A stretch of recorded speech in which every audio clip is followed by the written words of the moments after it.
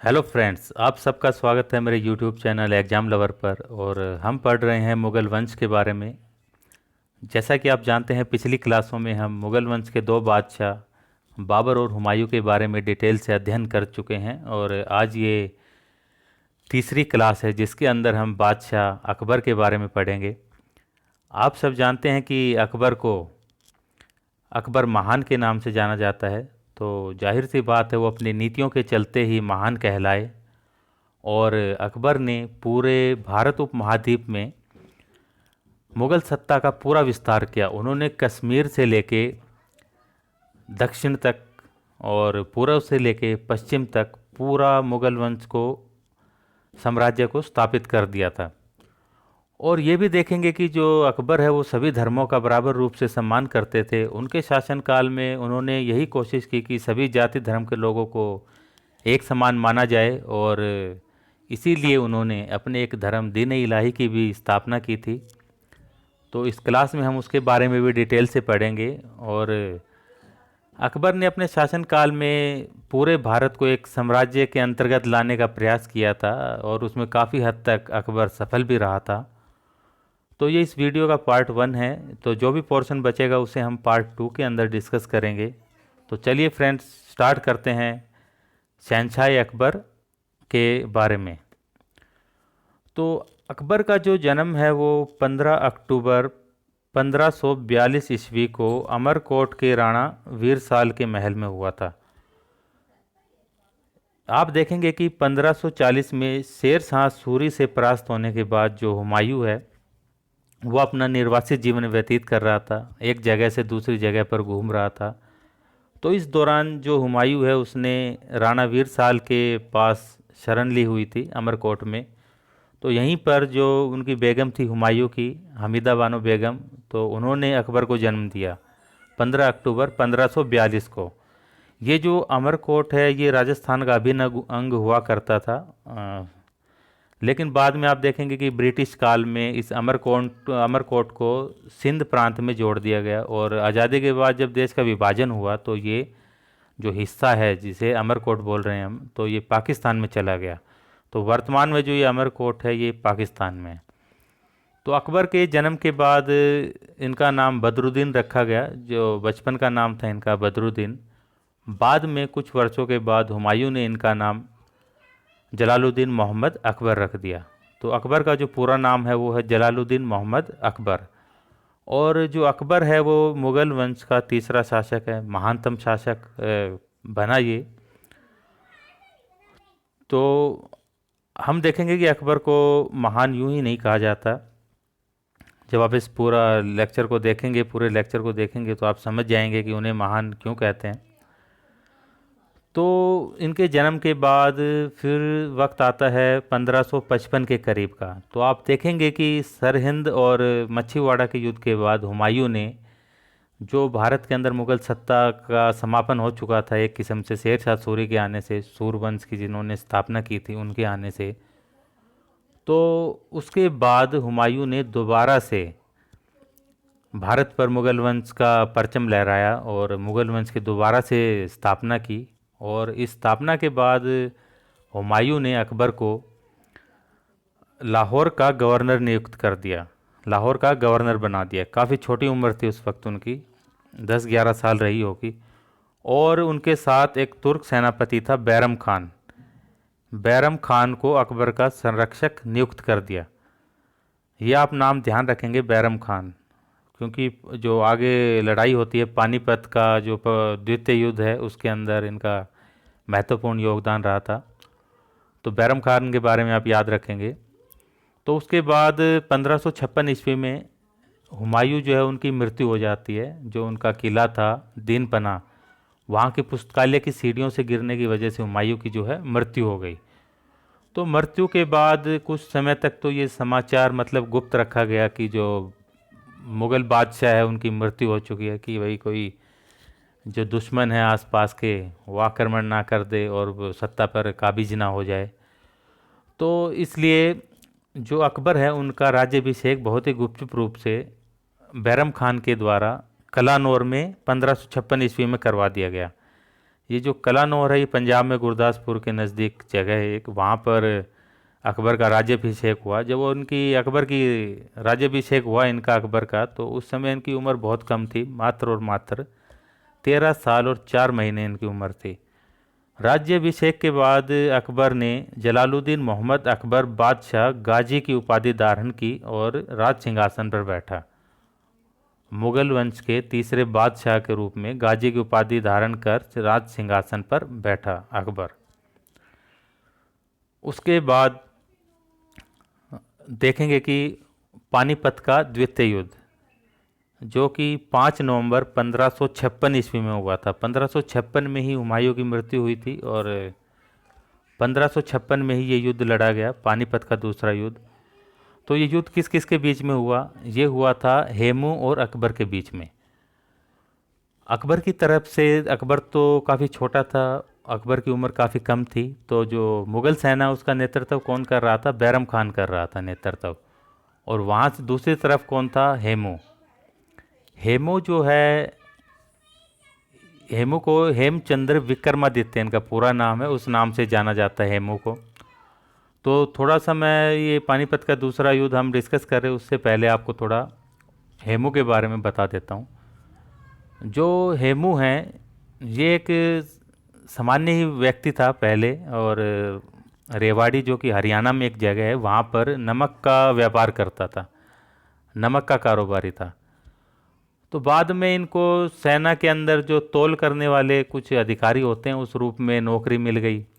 और बाद में इस्लाम शाह सूर, जो कि सूर वंश का था शासक उस समय में, तो उसने विक्रमादित्य, यानी कि उस टाइम में तो नाम हेमू रहा होगा, तो हेमू की योग्यता देखकर उससे बहुत ज़्यादा प्रभावित होकर इनको एक अच्छे अधिकारी के पद के रूप में नियुक्त कर दिया। और बाद में देखा कि ये हेमू को प्रधानमंत्री बना दिया गया। और इस तरह ये मतलब एक एक स्टेप बढ़कर आगे बढ़ते गए और एक दिन ये सम्राट बन गए, है ना, सम्राट बन गए। तो इन्होंने लगभग 24 लड़ाइयाँ लड़ी थी और 22 में ये जीत दर्ज की थी और काफ़ी महानतम शासक थे। तो जब हुमायूं की मृत्यु हुई उसके बाद हेमू ने आगरा और ग्वालियर पर कब्जा कर लिया। और उसके बाद आप देखेंगे 17 अक्टूबर 1556 ईस्वी में दिल्ली पर भी कब्जा कर लिया। और दिल्ली पर जब कब्जा किया तो हेमू ने हेमचंद्र विक्रमादित्य की उपाधि धारण की और हिंदू शासक बना, मतलब हिंदू शासक की सत्ता कायम हो गई दिल्ली पर। तो जब हेमू की ये सफलता बढ़ती जा रही थी, ये जब खबर अकबर और बैरम खान के पास पहुंची तो वो काफ़ी घबरा गए और उन्होंने वापस काबुल जाने का भी फैसला कर लिया, अकबर और सेना ने, कि ठीक नहीं है ये युद्ध करना, और जो हेमचंद्र है वो काफ़ी शक्तिशाली है, उससे युद्ध में जीत पाना बिल्कुल भी मतलब संभव नहीं है।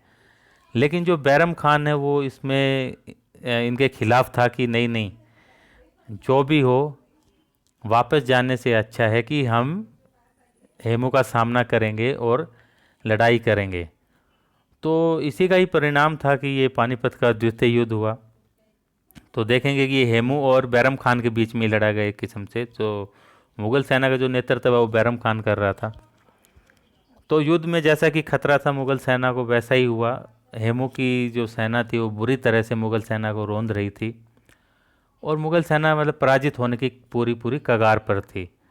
लेकिन तभी क्या होता है कि भाग्य से एक तीर आता है और वो लग जाता है हेमू की आंख में। तो जैसे ही वो हेमू की आंख में लगा तो वो अपने हाथी से नीचे लुढ़क जाते हैं और अपना सुध बुध मतलब खो देते हैं वो। तो जो सेना है वो सकते में आ जाती है कि ये क्या हो गया, जो हमारा सम्राट है वो तो मतलब मारा गया है, उसको मरा हुआ समझ लेते हैं। और इस तरह से सेना में भगदड़ मच जाती है। तो भगदड़ मच जाती है, सेना मतलब भाग जाती है उसकी, हेमू की। तो मुग़ल सेना पीछे से आक्रमण करती है, मतलब मार गिराती है सबको। और इस तरह से ये युद्ध जो है मुग़ल सेना के हक में आ जाता है पूरा, और हेमू को जो है वो पकड़ लिया जाता है और बैरम खान हेमू को मार देता है। तो इस तरह आप देखेंगे कि पानीपत का जो दूसरा युद्ध है वो मुग़ल वंश के हाथों में आ गया और मुग़ल वंश पूरी तरह से फिर से स्थापित हो गया। क्योंकि बाबर ने भी आप देखिए मुग़ल वंश की स्थापना की थी पानीपत के प्रथम युद्ध में। हुमायूं पर भी एक बार खतरा मंडरा गया था, वो भी बाहर चला गया था, दोबारा से सत्ता स्थापित की थी। और उसकी मृत्यु के बाद भी मतलब संकट आ गया था मुग़ल वंश पर, लेकिन पानीपत के दूसरे युद्ध के बाद फिर से सत्ता जो है पूरी तरह से मुग़ल वंश के हाथ में आ गई थी। पानीपत के दूसरे युद्ध के बाद आप देखेंगे कि जो मुग़ल सेना थी उसका उत्साह काफ़ी बढ़ चुका था और इसके बाद अकबर ने ग्वालियर, जौनपुर, मालवा और चुनार पर अपना अधिकार कर लिया और सारे क्षेत्रों को विजित करते हुए आगे बढ़ रहे थे। इसके अलावा भी कई महत्वपूर्ण सैन्य अभियान रहे अकबर के, इनके बारे में हम देखते हैं कि राजस्थान विजय। वैसे तो जो अकबर है उसने राजपूत शासकों से मित्रता और वैवाहिक संबंध स्थापित किए थे, क्योंकि वो युद्ध के हक में ज़्यादा नहीं था, तो वो चाहता था कि भाई मित्रता और वैवाहिक संबंध स्थापित करके ही उनके जो राज्य है उनको अपने अधीन किया जा सकता है। तो उसने ऐसा ही किया, जितने भी राजपूत शासक थे उनसे मित्रता कर ली और विवाह संबंध स्थापित किए। लेकिन कुछ राजा ऐसे भी थे, स्वतंत्र शासक रहना चाहते थे, जो कि अकबर की अधीनता को स्वीकार नहीं करते थे। तो जहाँ पर ज़्यादा जब आवश्यकता पड़ती थी युद्ध की, तो अकबर ने युद्ध भी किए और उनके क्षेत्रों को अपने क्षेत्रों के अंतर्गत भी लेकर आया अकबर। इसी के अंदर देखेंगे कि राजस्थान विजय में बाद में देखेंगे, ये ईयर वाइज है, तो बाद में आप हल्दी घाटे का युद्ध भी देखेंगे, जो कि मेवाड़ के नरेश से महाराणा प्रताप और अकबर के बीच में लड़ा गया था। उसे अभी हम पढ़ेंगे, लेकिन उससे पहले आप ये देखिए गुजरात विजय। तो गुजरात विजय आप देखेंगे कि जो हुमायूं है वो भी एक बार गुजरात को जीत चुका था, लेकिन अपनी जो उसकी राजनीति की जो नीतियाँ थी वो अच्छी नहीं थी, उसकी वजह से गुजरात को उसने फिर से खो दिया था। तो अकबर के टाइम में भी जो गुजरात था वो एकदम व्यापारिक दृष्टि से बहुत ही महत्वपूर्ण जगह थी एक। जैसा कि आप जानते हैं 1498 ईस्वी में जो पुर्तगाली थे, मतलब भारत में यूरोपियंस का आगमन हो चुका था। पुर्तगालियों ने यहाँ पर कब्जा किया हुआ था गुजरात पर, वो व्यापार वगैरह भी करते थे, तो काफ़ी महत्वपूर्ण जगह थी वो। यहाँ से कोई भी दूसरे देशों में जो सामान वगैरह आता जाता था तो बंदरगाह वगैरह होते थे, तो काफ़ी महत्वपूर्ण जगह थी गुजरात। तो इसी चीज़ ने अकबर को लालायित किया कि क्यों ना गुजरात पर भी अपना अधिकार किया जाए। तो इसी के चलते 1573 ईस्वी में अकबर ने गुजरात पर अपना अधिकार कर लिया और गुजरात पर अधिकार करने के बाद उसने मिर्ज़ा अजीज कोका को गुजरात का गवर्नर नियुक्त कर दिया वहाँ का। और जब अकबर ने अपने गुजरात अभियान पर था तो यहाँ पर ही सर्वप्रथम वो पुर्तगालियों से मिला। तो ये क्वेश्चन आ जाए कि अकबर की मुलाकात सबसे पहले पुर्तगालियों से कहाँ पर हुई, तो ये गुजरात में हुई। और यहीं पर अकबर ने पहली बार समुंदर भी देखा। समुंदर का नाम सुना था कि पानी का इतना बड़ा एक एरिया होता है, लेकिन यहाँ पर अकबर ने पहली बार देखा कि समुंदर कैसा होता है। गुजरात को जीतने के बाद अकबर ने पूरे उत्तर भारत में करोड़ी नामक एक अधिकारी की नियुक्ति की। जो ये करोड़ी नाम का अधिकारी था, इसका यही था कि यहाँ से राजस्व की वसूली करनी है 1 करोड़ रुपए की। इतने मतलब करोड़ रुपए राजस्व की वसूली करेगा ये व्यक्ति, तो इसलिए उसको करोड़ी नाम दिया गया। और किरोड़ी की सहायता के लिए यहाँ पर एक आमिल नियुक्त किया गया। जो आमिल था वो बताए गए जो आंकड़े होते थे कि कितना राजस्व वसूला गया, कितना खर्चा हुआ, ये सब आंकड़ों की वो जांच भी करता था आमिल। तो आप ये समझ गए हैं अच्छे से दो अधिकारी नियुक्त किए थे, करोड़ी और आमिल नाम के दो अधिकारी नियुक्त किए थे। वास्तविक उत्पादन, स्थानीय कीमतें और उत्पादन आदि की सूचना के आधार पर अकबर ने 1580 ईस्वी में दहलसा प्रणाली की भी स्थापना की थी। तो ये क्वेश्चन कई बार आता है कि दहलसाला प्रणाली की स्थापना किसने की थी, तो इसकी शुरुआत अकबर ने की थी। इससे क्या होता था, इस प्रणाली में मतलब जो कितना लाभ हो रहा है, कितना उत्पादन हो रहा है, जो चीज़ें हैं उनकी कीमतें क्या हैं, कितना लाभ हो रहा है, व्यापार में कितनी हानि है, ये सब चीज़ें मतलब इससे इनको एक जगह पर संयुक्त रूप से इकट्ठा किया जाता था इस प्रणाली के अंदर। यानी कि पूरा रिकॉर्ड रखा जाता था इनका, कितना उत्पादन है, क्या क्या कीमतें हैं, सब चीज़ों का। तो ये थी दहसाला प्रणाली। ये किसने प्रारंभ की थी? अकबर ने। इसके बाद 1576 ईस्वी में बंगाल एवं बिहार पर मुगलों ने अधिकार कर लिया अकबर के नेतृत्व में। तो आप देख रहे हैं कि किस तरह से मुगल वंश जो है वो बढ़ता हुआ चला जा रहा है, किस तरह से कहाँ पानीपत के दूसरे युद्ध से पहले जो सत्ता खत्म होने की कगार पर थी, वो देखेंगे कि आप किस तरह से आगे बढ़ती हुई जा रही है। इसके बाद 1576 ईस्वी में हल्दी घाटी का युद्ध, ये इम्पोर्टेंट है। यहाँ से क्वेश्चन बनते हैं कि हल्दी घाटी का युद्ध किस किस के बीच में लड़ा गया? तो ये महाराणा प्रताप और मुग़ल सेना के बीच में लड़ा गया। इसमें जो है मुग़ल सेना में स्वयं मतलब अकबर शामिल नहीं था। अकबर की तरफ से जो इस युद्ध में नेतृत्व करता थे वो मान सिंह और आसफ खान थे। तो ये नाम आप याद रखेंगे। क्वेश्चन यहाँ से दो बनते हैं कि जो हल्दी घाटी का युद्ध है वो अकबर और किसके बीच में लड़ा गया? तो महाराणा प्रताप। और इस युद्ध में मुग़ल सेना का नेतृत्व कौन कर रहा था? तो वो मान सिंह कर रहा था। वैसे दोनों हैं, मान सिंह और आसिफ खान, लेकिन ज़्यादातर यही आता है कि नेतृत्व मुग़ल सेना का कौन कर रहा था? मान सिंह। तो इस युद्ध में आप देखेंगे कि जो राणा प्रताप है वो पराजित हो गए। वैसे ये नहीं कह सकते पूरी तरह से कि भाई पराजित हो गए थे, मतलब इन्होंने बस अपने, जब तक ये जीवित रहे इन्होंने अकबर की अधीनता स्वीकार नहीं की। तो ये कह सकते हैं कि इस युद्ध में ना तो अकबर जीता और ना ही राणा प्रताप की हार हुई। और महाराणा प्रताप ने जब तक वो जिंदा रहे तो उन्होंने अकबर की अधीनता स्वीकार नहीं की। इसके बाद है काबुल विजय, जो कि 1581 में है काबुल पर। काबुल को अपने साम्राज्य में मिलाने के बाद मान सिंह को यहाँ का सूबेदार बना दिया गया। तो मान सिंह को कहाँ का सूबेदार बनाया था? काबुल का, काबुल विजय के बाद। इसके बाद 1586 ईस्वी में कश्मीर पर विजय प्राप्त की। 1591 में सिंध वाले प्रांत को जीता अकबर ने। उड़ीसा का पूरा एरिया पर विजय की 1592 ईस्वी में। बलूचिस्तान विजय की 1595 ईस्वी में। कंधार पर जीत हासिल की 1595 ईस्वी में। और 1599 में दौलताबाद और 1600 में अहमदनगर किले पर अधिकार कर लिया। ये अकबर की दक्षिण की विजय थी। ये दौलताबाद और अहमदनगर किला, ये दक्षिण के एरिया जीत लिए थे। और इसके बाद 1601 ईस्वी में आसिरगढ़ फोर्ट को जीता। ये जो आसिरगढ़ की विजय है, आसिरगढ़ को दक्षिण का प्रवेश द्वार भी कहते हैं, दक्षिण का प्रवेश द्वार। यानी कि अगर किसी को दक्षिण पर विजय प्राप्त करनी है, साउथ वाले एरिया को जीतना है, तो वो कहाँ से जाएगा? वो आसिरगढ़ से जाएगा। तो आसिरगढ़ को क्या बोलते हैं? दक्षिण का प्रवेश द्वार। और ये आसिरगढ़ जो अभियान है ये अकबर का अंतिम अभियान था। इसके बाद अकबर ने कोई सैन्य अभियान नहीं किए। तो ये अकबर का अंतिम सैन्य अभियान था। अगर कोई पूछ ले कि अकबर का अंतिम सैन्य अभियान कौन सा था, तो जवाब होगा आसिरगढ़ अभियान, जो कि 1601 में किया गया था। तो इस तरह से आप देखेंगे कि जो अकबर का साम्राज्य है वो कंधार एवं काबुल से लेकर, यानी कि अफ़गानिस्तान से लेकर बंगाल तक और कश्मीर से लेकर बरार तक, नीचे बरार है ना दक्षिण साउथ में, तो वहाँ तक अकबर ने अपना अधिकार कर लिया था और मुग़ल वंश को पूरा वहाँ तक, मुग़ल साम्राज्य को वहाँ तक विस्तृत कर दिया था।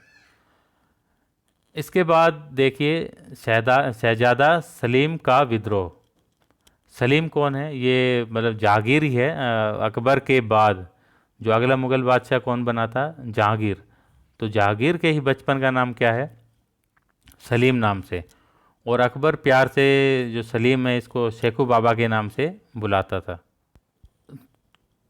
तो जो अकबर है वो सलीम से काफ़ी प्यार करता था और उनका लालन पालन जो है सलीम का वो बहुत ही अच्छे तरीके से हुआ था। और जितना ज़्यादा लाड प्यार मिलने के बाद जो सलीम है वो काफ़ी हद तक बिगड़ चुका था और वो खुद चाहता था कि वह अब जल्दी से जल्दी बादशाह बने।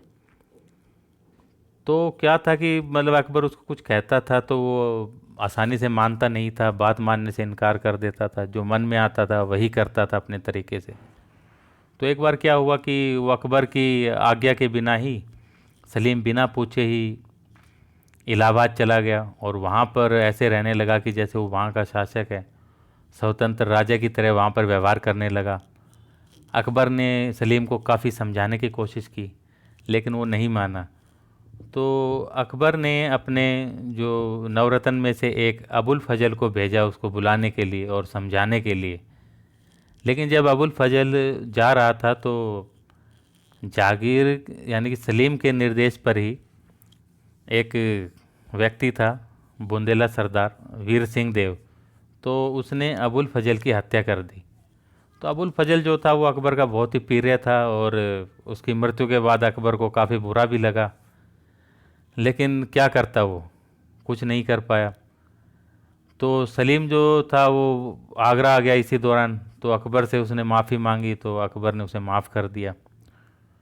कुछ टाइम बाद अकबर ने उसे फिर से कहा कि मेवाड़ पर अभियान करना है, सैन्य अभियान।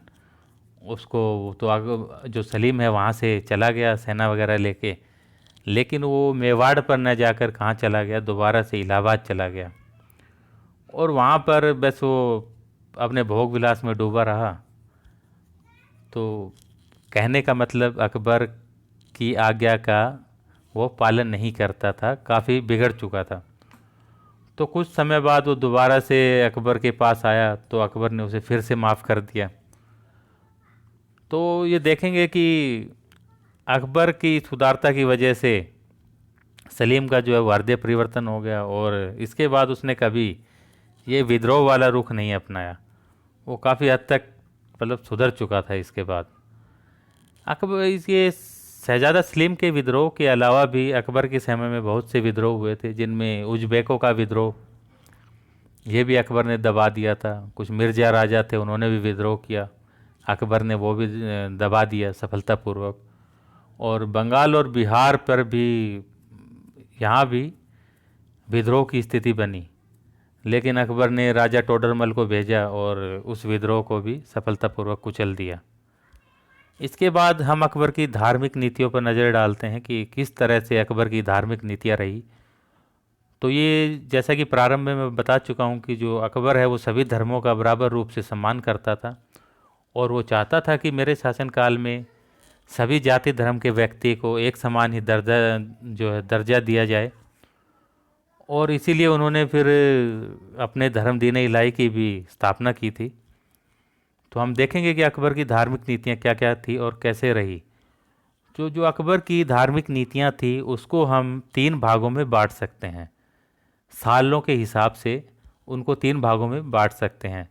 तो प्रथम जो काल था वो 1556 से लेकर 1775 तक, यानी कि जब बादशाह या अकबर बादशाह बना तब से लेकर 1575 तक, इस समय तक जो था अकबर वो इस्लाम धर्म का कट्टर अनुयायी था। इस्लाम धर्म को वो बहुत ही कट्टरता से मानता था, नियमित रूप से नमाज पढ़ता था, बहुत सी मस्जिदों वगैरह का निर्माण करवाया इसने अकबर ने। तो ये प्रथम चरण था। इसके बाद 1575 से लेकर 1582 ये दूसरा काल कहलाता है। इसमें अकबर दूसरे धर्मों के प्रति भी थोड़ा उसका रुझान बढ़ा। तो उसने क्या किया, 1575 ईस्वी में फतेहपुर सीकरी में इबादत खाने की स्थापना की। ये ध्यान रखेंगे आप, इबादत खाने के बारे में पूछ लिया जाता है कि इबादत खाना क्या था। तो इबादत खाना अकबर ने स्थापित किया था। ये एक तरह का मतलब पूजा के लिए था। यहाँ पे अकबर जो है अपनी नमाज वगैरह पढ़ता था। बाद में यही जो इबादत खाना है आगे चलकर एक धर्म संसद के रूप में तब्दील हो गया। यहाँ पर सभी धर्मों के लोग इकट्ठा होते थे, हिंदू मुस्लिम सिख ईसाई जो भी उस समय के धर्म थे वो सब लोग वहाँ के इकट्ठे होते थे और धर्म के ऊपर वाद विवाद होता था, विचार विमर्श होता था। अकबर बैठकर ये सुना करता था। 1789 ईस्वी में मजहर की घोषणा की अकबर ने और अकबर को इमाम आदिल घोषित किया गया, यानी कि धर्म से संबंधित जो भी मामले थे उसके अंदर जो उच्चतम उच्च स्तर का जो निर्णय ले सकेगा वो उसका हक अकबर के पास था। तो 1589 ईस्वी में मजहर की घोषणा की। इसके बाद तीसरा काल आप देखेंगे 1582 से लेकर 1605 ईस्वी तक। इस समय में अकबर ने अपने नए धर्म दीन इलाही की स्थापना कर दी थी और इस्लाम धर्म में जो है उसकी निष्ठा कम हो गई थी। इस समय वो सभी धर्मों को अपना एक समान दर्जा देता था, एक जैसा ही मानता था। इसीलिए उसने अपना खुद का धर्म बनाया था, दीन इलाही। इस धर्म के अंदर अकबर ने सभी धर्मों की कुछ अच्छी बातें लेकर इस एक धर्म में रख दी थी, दीन इलाही में। इस तरह से उसने ये स्थापना की थी दीन इलाही की। तो अब थोड़ा दीन इलाही के बारे में देखते हैं कि किस तरीके का धर्म था ये, और इसके अंतर्गत क्या क्या चीज़ें थी, क्या क्या किया जाता था। तो ये जो दीन इलाही धर्म है, इसकी स्थापना कब की थी अकबर ने? 1582 ईस्वी में की थी। इस धर्म के अंदर हिंदू, मुस्लिम, बौद्ध, जैन, पारसी, ईसाई धर्म की जो भी अच्छी बातें थी उनका समावेश किया गया था इस धर्म के अंदर। और ये जो धर्म था इसको स्वीकार करने वाला एकमात्र हिंदू कौन था? वो था बीरबल। ये क्वेश्चन बहुत ज़्यादा आता है कि दीन इलाही धर्म करने वाला हिंदू शासक कौन था या हिंदू व्यक्ति कौन था? तो वो था बीरबल। बीरबल का नाम वैसे क्या था? रियल नाम महेश दास था। तो ये क्वेश्चन काफ़ी आता है, ये याद रखेंगे आप बीरबल के बारे में कि दीन इलाही धर्म को किसने स्वीकार किया था? बीरबल ने। बीरबल के अलावा जो और भी थे इसके दरबार में, नवरत्नों में भगवान दास और मान सिंह, आप देखेंगे कि इन्होंने इसको धर्म को स्वीकार नहीं किया, दीन इलाही धर्म को। और वैसे इस धर्म को सम्मान ज़्यादा प्राप्त नहीं था, कोई समर्थन नहीं करता था उस समय के। ना तो हिंदू समर्थन दे रहे थे, ना ही मुस्लिम समर्थन देते थे इस धर्म को। लेकिन वही है कि बादशाह के विरोध खिलाफ विरोध के डर से सब डरते थे, तो चुप रहते थे।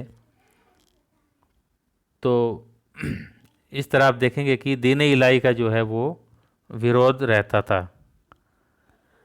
ये जो नया धर्म स्थापित किया था अकबर ने, दीन इलाही, इसके लिए कई धार्मिक क्रिया पूजा पत्ती की कई पुस्तकें लिखी गई और इसके ऊपर काफ़ी सारे धर्म ग्रंथ भी तैयार किए गए। जैसे हिंदू धर्म के धर्म ग्रंथ होते हैं गीता, मुस्लिम में कुरान। इस तरह से इस दीन इलाही धर्म पर भी कई धर्म ग्रंथ तैयार करवाए गए अकबर के द्वारा।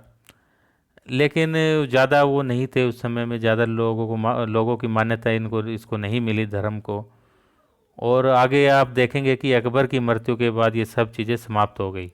ये धर्म भी समाप्त हो गया, इससे जुड़ी ये धर्मशास्त्र वगैरह थे सब समाप्त हो गए। किसी का रुझान नहीं था इसके प्रति। और दीन इलाही के जो अनुयायी थे, जैसे ही अकबर की मृत्यु हुई तो सब जो है अपने अपने धर्मों में दोबारा से परिवर्तित हो गए। जैसे कुछ अन्य धर्मों के लोग थे, कुछ हिंदू थे, कुछ ईसाई थे, जिन्होंने इस धर्म को स्वीकार कर लिया था। तो अकबर की मृत्यु के बाद सब अपने अपने धर्मों में दोबारा स्थानांतरित हो गए। और इसकी मृत्यु के बाद जो लोग जैसे हिंदू मुस्लिम खुलकर इसका विरोध नहीं कर रहे थे, तो उसके बाद इस चीज़ का खुलकर विरोध हुआ इस धर्म का। तो इस तरीके से ये धर्म जो है वो समाप्त हो गए थे।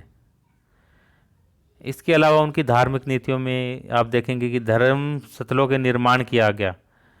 अकबर जो वो धार्मिक रूप से काफ़ी उदार था, उन्होंने सभी धर्मों के लोगों को अपना अपना वही पूजा का स्थल है, मंदिर, देवालय आदि बनाने की स्वतंत्रता प्राप्त की, प्रदान की, कि आप चाहें जहाँ चाहें, जैसा चाहें, मंदिर चाहें, मस्जिद चाहें, कुछ भी चाहें आप बनवा सकते हैं अपनी इच्छा के अनुसार।